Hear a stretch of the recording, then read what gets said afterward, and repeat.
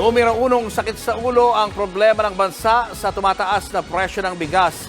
Sinabi yan mismo ni Pangulong Bongbong Marcos. Nasa frontline na balitang yan si Shaila Francisco. Right now, rice is our most critical problem. Ito ang pag-amin ni Pangulong Bongbong Marcos sa kasalukuyang estado ng bigas sa bansa. Sinabi niya yan sa gitna ng ginaganap na military exercises sa pagitan ng Pilipinas at Australia sa Zambales.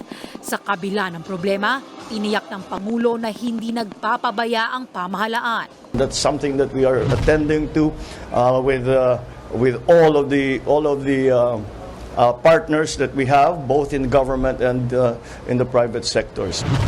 Higit isang taon na sa termino, patuloy ang pagdaing ng mga Pinoy sa mahal na bigas.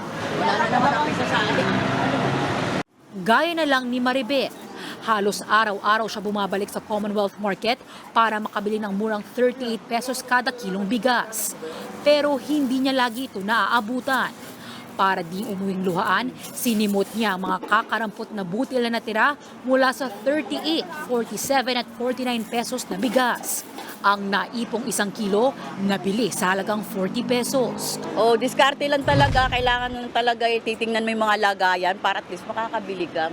Pero ang hirap din ng ganito di ba? Kailangan talaga makabili na tayo ng maramihang bigas na medyo mas mababa para hindi na tayo maninimot ng mga ganito. Sana naman 3 araw nang walang ibinebentang 38 pesos kada kilo na murang bigas sa pwestong ito sa Commonwealth Market. Ayon sa may-ari, nahihirapan na silang maghanap ng murang bigas sa kanilang supplier. Parte kasi ng gastos para makabenta ng ganito kamurang bigas ay sinasubsidize o sinasagot ng ilang tindero, importer o miller. Tulong yan ng Philippine Rice Industry Stakeholders Movement o PRISM. Ang problema, nagmamahal din ang presyo mula sa kanilang supplier, kaya tumataas din yung halagang kailangan nilang saluhin. First week namin, tama lang. After a week, nag-subsidize na kami ng 100 pesos per bag hanggang 200. Nag-stop na muna ako. May mga pwesto din kami, may mga tao din kami.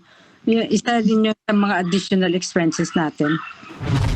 Sa tansya ng grupo, baka hanggang susunod na buwan na lang sila magsa-subsidize. Nag-voluntary ng mga kasamahan natin, di po ba? Sa totoo lang, malaki talaga ang diferensya ng 38 din sa prevailing price po ngayon.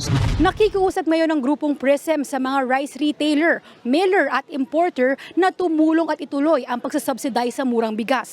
Marami pa rin kasing hindi naaabot ng 38 pesos kada kilo na bigas at nagtitiis sa mga ganitong presyuhan. Mabigat ito para sa mga consumer at sa ilang maliliit na negosyo tulad ng karinderya. Itong karinderya nga, no choice kundi itaas ang presyo ng kada cup ng kanin ng 3 piso. Nasa 15 pesos na ang bentahan niya.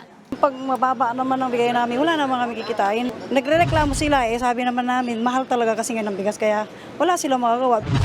Bukod sa problema sa bigas, dagdag pasanin din sa mamimili ang nagbabadyang taas singil sa LPG. Nasa 2 hanggang 5 pesos kada kilo ang posibleng itaas niyan pagdating ng Setyembre.